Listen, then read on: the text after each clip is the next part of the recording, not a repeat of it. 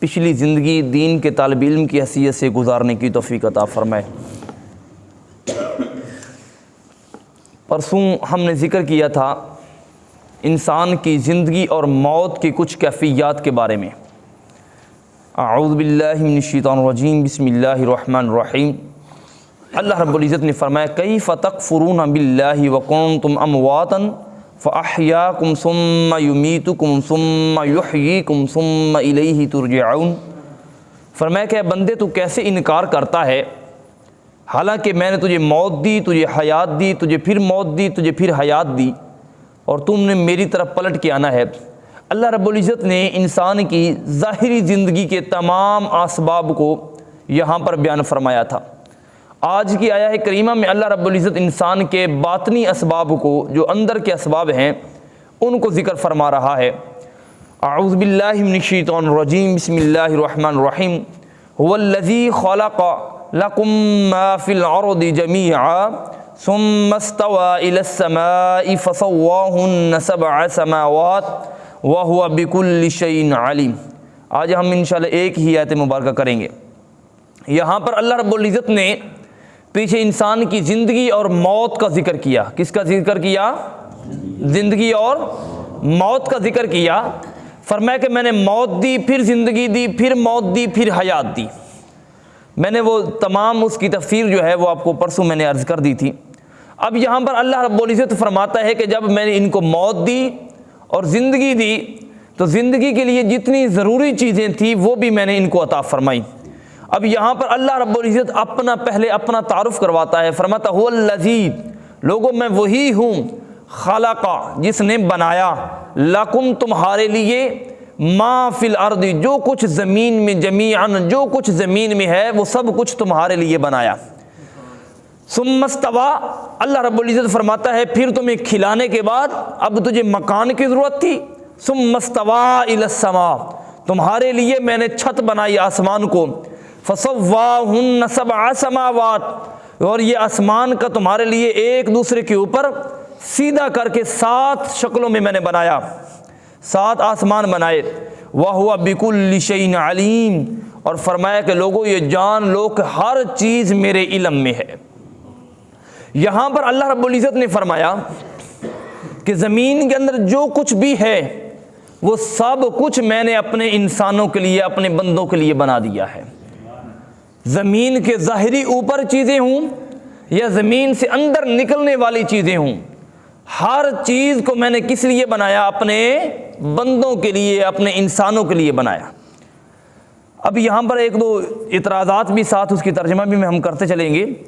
پہلا یہ اعتراض ہوتا ہے کہ زمین کے اوپر یا زمین کے اندر جتنی بھی چیزیں ہیں وہ رب کائنات نے اپنی کتاب میں فرمایا کہ میں نے سب چیزوں کو انسانوں کے لیے بنایا، مگر ذہن میں سوال یہ پیدا ہوتا ہے کہ ہر چیز انسان کے لیے نہیں ہے، کچھ چیزیں ایسی ہیں کہ جو انسانوں کے لیے حرام ہیں۔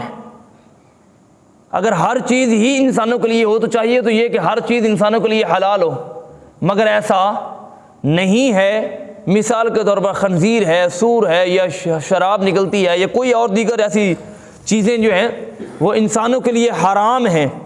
جب رب نے سب کچھ انسانوں کے لیے بنایا تو پھر حرام کیوں ہوئی؟ سوال سمجھ آیا ذہن میں؟ جب سب کچھ انسانوں کے لیے ہے تو پھر حرام کیوں؟ چاہیے تو یہ کہ ایک بندہ کہے کہ جی یہ ساری چیزیں، یہ مثال کے طور پر یہ پورا تھیلا آپ کے لیے ہے، اب تھیلے کے اندر جتنی بھی چیزیں ہوں گی وہ اس بندے کے لیے ہوں گی۔ اللہ رب العزت نے اس کی مثال، اللہ رب العزت نے اس لیے فرمایا کہ تمام چیزیں، چاہے وہ زمین کے اوپر ہیں چاہے وہ زمین کے اندر ہیں، وہ سب چیزیں انسانوں کے لیے ہیں۔ جب سب چیزیں انسانوں کے لیے ہیں تو پھر حرام کیوں ہیں؟ چاہیے تو یہ کہ ہر چیز پھر حلال ہوتی، کوئی چیز حرام ہی نہ ہوتی۔ اب اس کا جواب یہ ہے کہ حرام اور حلال کرنا یہ بھی اللہ رب العزت کا بہت بڑا احسان ہے۔ اس نے فرمایا کہ جو چیزیں انسان کے نفع کے لیے تھیں اس کو میں نے حلال قرار دیا، اور جو چیزیں انسان کے نقصان کے لیے تھیں اسے میں نے حرام قرار دیا۔ یعنی کہ یہ بھی اس کا مالک کا بہت بڑا کرم ہے کہ اس نے بعض چیزوں کو حلال کیا اور بعض چیزوں کو حرام کر دیا۔ اگر کائنات میں ساری چیزیں حلال ہوتی، انسان کو اپنے آپ کی تمیز نہ رہتی، انسان کو اپنے جینے کی تمیز نہ رہتی، وہ کبھی شیر کو کھاتا تو کبھی خنزیر کو کھاتا، کبھی بکرے کو کھاتا۔ اللہ رب العزت نے بکرے اور خنزیر میں فرق اس لیے رکھا کہ بندے جو چیز تیرے فائدے کے لیے تھی اس کو میں نے حلال کر دیا، اور جو چیز تیرے نقصان کے لیے تھی اسے میں نے حرام کر دیا۔ یہاں سے یہ بھی پتہ چلا کہ جو چیزیں انسان کے حرام کے لیے ہیں اس میں کبھی شفا نہیں ہو سکتی، اس میں کبھی فائدہ نہیں ہو سکتا، اور جو چیزیں انسان کے لیے حلال ہیں اس میں کبھی نقصان نہیں ہو سکتا۔ اگر کوئی کہے جناب میری کھانسی شراب کی وجہ سے ٹھیک ہوتی ہے تو گویا کہ اس نے رب کے قرآن کے خلاف عمل کیا ہے۔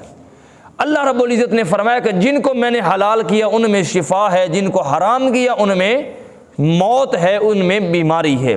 اس کی اور بھی بہت تفصیل ہے، آگے ایک آیت مبارکہ اس طرح کی اور آ رہی ہے، ہم انشاءاللہ وہاں پر عرض کریں گے۔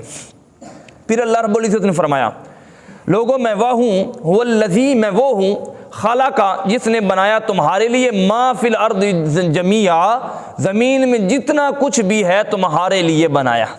اب یہاں پر بنانے سے مراد یہ ہے کہ میں نے یہ ساری چیزیں تمہارے لیے بنائی تاکہ تجھے آرام ملے، تجھے آسائش ملے، اور تجھے کس لیے بنایا؟ سعبدو، تجھے اپنی عبادت کے لیے بنایا۔ اب یہ ساری چیزیں انسان کے لیے تابع ہیں، انسان کے لیے تابع ہیں، انسان اصل ہے۔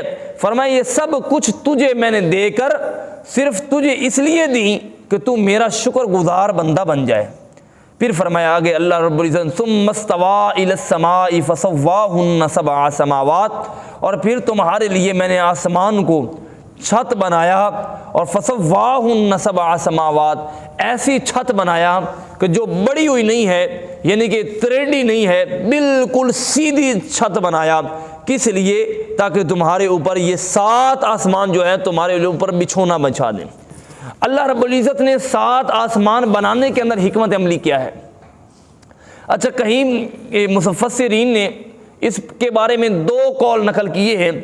پہلا قول اس کے بارے میں یہ نقل کیا ہے کہ آسمانوں کی تعداد 7 ہے، جس میں آسمان جو ہیں وہ 5 ہیں، اور ایک عرش ہے اور ایک کرسی ہے۔ یہ ٹوٹل ملا کے یہ 7 چیزیں بنتی ہیں۔ اور جو پرانے مقدمین، پرانے علماء ہیں، مفسرین، فلاسفر لوگ ہیں، انہوں نے کہا ہے کہ جی یہ 7 نہیں بلکہ یہ 9 ہیں، 7 آسمان ہیں اور ایک عرش ہے، ایک کرسی ہے۔ ہم نے عرش اور کرسی کا بار بار یہ ذکر سنا ہوا ہے۔ عرش اور کرسی کیا ہوتا ہے؟ عرش یہ ہے کہ عرش اس مقام کو کہتے ہیں کہ جہاں پر فرشتوں کی انتہا ہو جاتی ہے۔ فرشتے دیگر جتنی بھی مخلوقات ہیں، چاہے وہ فرشتوں کی شکل میں ہیں، چاہے وہ جنت کی حوریں ہیں، یا جنت کے رہنے والے دیگر افراد ہیں، کوئی بھی ذرے سے ذرہ، باریک سے باریک، موٹے سے موٹا تر، ہر چیز جو ہے وہ عرش کے اوپر وہ رک جاتی ہے۔ اس کے بعد آتی ہے کرسی۔ کرسی سے مراد یہ نہیں کہ جیسے ہمارے پاس یہ کرسی پڑی ہے جناب تو ہم کہیں کہ ایسی شاید کرسی ہے۔ کرسی کہتے ہیں بلند جگہ کو۔ اللہ رب العزت کی شان کے مطابق جتنی بلند جگہ جہاں پر اس کا جلوہ فکن ہے، ویسے تو وہ ہر ایک کے قریب ہے، مگر وہ اپنی شان کے مطابق جہاں پر وہ اپنے جلوہ فکن ہے تو اس جگہ کو کرسی کہتے ہیں۔ تو اس لیے اللہ رب العزت کے بارے میں فلاسفر کہتے ہیں کہ یہ 9 چیزیں ہیں، 7 آسمان ہیں اور پھر ایک عرش ہے اور پھر کرسی ہے۔ اب یہاں پر آسمان کے بارے میں، یہ 7 آسمانوں کا ہونا بھی اللہ رب العزت کی بہت بڑی رحمت اور بہت بڑی قدرت ہے۔ اللہ رب العزت نے 4تھے آسمان کے اوپر سورج کو رکھا ہے۔ کس کو رکھا ہے 4تھے آسمان پہ؟ سورج کو رکھا ہے۔ یہ بھی اس کا رب کا بہت بڑا فضل ہے۔ اور پہلے آسمان کے اوپر اللہ رب العزت نے چاند کو رکھا ہے۔ اب چاند کا پہلے آسمان پر ہونا اور سورج کا 4تھے آسمان پر ہونا، یہ بھی اس کی بہت بڑی نعمت اور اس کا بہت بڑا احسان ہے۔ اگر ایک مثال کے طور پر اس کے علاوہ الٹ ہو، اب چاند کا کیا کام ہوتا ہے؟ چاند کی کرنوں کا یہ کام ہوتا ہے کہ ہر پھل کے اندر مٹھاس پیدا کرنا، ہر پھول کے اندر خوشبو پیدا کرنا، ہر پھول کے اندر رنگت پیدا کرنا، یعنی کہ یہ بناوٹ اور سجاوٹ اور خوبصورتی دینا، جس کو ہم کلر کہتے ہیں، یہ کلر دینا یہ چاند کا کام ہوتا ہے۔ اور سورج کا کام اس چیز کو پکانا ہوتا ہے، اس کے یعنی کہ جیسے ہانڈی ہم پکاتے ہیں، اس چیز کو پکانا ہوتا ہے۔ پھل ہے، گندم ہے جو ہمارے لیے زمین سے نکلتی ہے، اس کو پکانا سورج کا کام ہے۔ یہ بھی اللہ رب العزت کا بہت بڑا کرم ہے کہ چوتھے آسمان پر سورج کو رکھا۔ اگر پہلے آسمان پر سورج ہوتا تو پھر کیا حال ہوتا؟ پھر ہر چیز جل جاتی، پھر ہر چیز یعنی کہ جل کے راکھ بن جاتی، کوئی بھی چیز کھانے کے قابل نہ ہوتی۔ اگر چاند تھوڑا سا اور دور ہوتا تو ہر پھل جو ہے وہ پھیکا لگتا، کسی کے اندر کوئی مٹھاس نہ ہوتی۔ یہ رب کائنات کا فضل ہے، اس کا فضل عظیم ہے کہ اس نے چوتھے آسمان کے اوپر سورج کو رکھا اور پھر اس کے بعد پہلے آسمان پر چاند کو رکھا۔ اور پھر یہاں پر ایک اور ہے کہ اب ایک راکٹ ہے وہ ابھی بھیجا ہے، یعنی کہ کچھ حالیہ دور میں اگر چوتھے آسمان پر سورج ہے تو وہاں پر کچھ سائنسدانوں نے راکٹ بھی ایک بھیجا ہے آسمان سورج کی طرف۔ تو جب یہ سارے آسمان پھر راکٹ نے کیسے کراس کر لیے؟ اگر جیسے کہ مثال کے طور پر چاند ہے تو چاند جو ہے وہ پہلے آسمان پر ہے، تو چاند کے اوپر تو بندہ جو ہے وہ کافی دیر کا قدم رکھ چکا ہے۔ اب تو چاند پر زمین بھی بکنا شروع ہو گئی ہے، چاند پر سبزیاں اگنا شروع ہو گئی ہیں، چاند پر اور قسم کے معاملات بھی ہونا شروع ہو گئے ہیں سائنسدان۔ اگر یہ ساری چیزیں آسمانوں پر ہیں تو پھر بندے نے کیسے کراس کر لی؟ اس کا جواب یہ ہے کہ آسمان جو ہے وہ ثقیف نہیں ہے، آسمان جو ہے وہ مضبوط نہیں ہے، یعنی کہ ٹھوس جس کو کہتے ہیں ٹھوس نہیں ہے، پتھر کی طرح نہیں ہے۔ آسمان پانی کی طرح ہے، جس کو اللہ رب العزت نے اس کو پانی کی طرح ایسا بنایا کہ جتنے بھی ستارے ہیں وہ آسمان کے اندر گردش کرتے ہیں، وہ تیرتے ہیں۔ اللہ رب العزت نے آسمان کو بالکل نرم بنایا ہے، پانی کی طرح بنایا ہے، اور پھر پانی کی طرح ایسا بنایا کہ نہ وہ اس کا قطرہ نیچے گرتا ہے نہ اس کا قطرہ اوپر جاتا ہے۔ اور پھر رہی بات کہ سورج کے پاس جو انسان کا پہنچ جانا یا اس کے راکٹ کا پہنچ جانا، یہ اس بات کی دلیل نہیں ہے کہ وہ چوتھے آسمان پر پہنچ گیا، یہ ہے کہ اس راکٹ نے اپنی طاقت کے مطابق سفر کر لیا ہے۔ اب اگر وہ سورج کے پاس ہی پہنچ جاتا تو سورج اسے جلا کے راکھ کر دیتا۔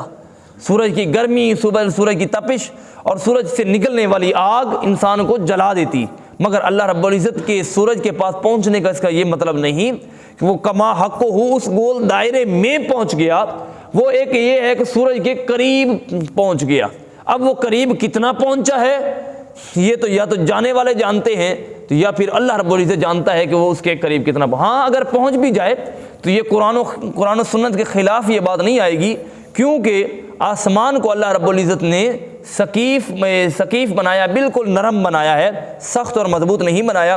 اور یہاں سے حضور نبی رحمت صلی اللہ علیہ وسلم کے معراج کا بھی ثابت ہوتا ہے کہ اللہ رب العزت نے آقا علیہ السلام کو جب معراج پہ بلایا تو آسمان دنیا میں کوئی سوراخ وغیرہ نہیں کیا، بلکہ آسمان کو اتنا نرم فرما دیا، اور یہ بھی نرم بھی کرنا یہ بھی میرے مصطفیٰ کا صدقہ ہے۔ اب یہ کہ مثال کے طور پر محفل سجی جاتی ہے، سٹیج بنایا جاتا ہے، کرسی بے شک شروع میں رکھ دی جاتی ہے مہمان کے لیے، علامہ صاحب کے لیے، مگر وہ بے شک اینڈ پہ آئے، مگر کرسی خالی رہتی ہے، کس لیے کہ وہ اس کرسی صرف اسی کے لیے رکھی گئی ہوتی ہے۔ اللہ رب العزت نے جب آسمان کو بنایا، جب زمین کو بنایا تو آسمان کو اسی وقت نرم رکھا، کس لیے کہ یہاں سے آمنہ کے لال نے گزرنا ہے، یہاں کے مدینے کے تاجدار نے گزرنا ہے، اس لیے آسمان کو نرم فرمایا۔ اور پھر فرمایا سب کچھ دینے کے بعد اب اللہ رب العزت فرماتا ہے وَهُوَ بِكُلِّ شَيْءٍ عَلِيمٌ، بندے یہ جان لے کہ تیرے اندر جو ظاہراً ہے یا جو چھپا ہوا ہے، تیرے دل کے اندر کوئی غیبت ہے، نفرت ہے، برائی ہے، حسد ہے، کینہ ہے، تکبر ہے، جتنی بھی بیماریاں ہیں ہر ایک کو میں جانتا ہوں، تیرے دلوں کی سوچ کو میں جانتا ہوں، تیرے ظاہری اسباب کو میں جانتا ہوں، ہر ایک تیرے عمل کو جانتا ہوں۔ وَهُوَ بِكُلِّ شَيْءٍ عَلِيمٌ، اور پھر ہر چیز کو میں ایسے جانتا ہوں کہ جیسے میری قدرت تمام چیزوں کے اوپر حاوی ہے۔ جب انسان یہ سمجھ لیتا ہے کہ میرا مولا میرے سب کچھ جانتا ہے، یہاں پر آج لکھا ہوتا ہے کہ خبردار کیمرہ دیکھ رہا ہے، تو انسان بڑا احتیاط کرتا ہے کہ یار یہاں پر کیمرہ لگا ہے، یہاں پر احتیاط سے گزرنا ہے، میرا افسر دیکھ رہا ہے، میرا فلاں دیکھ رہا ہے، میرے اوپر فلاں بندہ نظر رکھے ہوئے ہے۔ تو کائنات کا جو سب سے بڑا مالک ہے وہ ہر ٹائم کیمرہ لگائے ہوئے ہے اپنے بندے کے اوپر، کوئی بھی قدم اس کی قدرت کے بغیر، اس کی منشا کے بغیر نہ بندہ اٹھا سکتا ہے، نہ اس کے علم کے بغیر اٹھا سکتا ہے۔ جب اس کو سب کچھ پتا ہے کہ میرا بندہ کیسے کر رہا ہے، تو پھر بندے کو چاہیے کہ وہ جھوٹ بولتے وقت، خیانت کرتے وقت، بددیانتی کرتے وقت، بے نماز کو چھوڑتے وقت، ہر گناہ کرتے وقت اس کو جاننا چاہیے کہ وَهُوَ بِكُلِّ شَيْءٍ عَلِيمٌ، میرا رب مالک ہر چیز کو دیکھ رہا ہے، ہر چیز کو جانتا ہے، ہر چیز اس کے علم میں ہے، وہ ہر چیز کو ہمارے اوپر نظر رکھے ہوئے ہے۔ جب یہ چیزیں پتہ ہوں گی تو انسان پھر ہر قدم بڑے احتیاط سے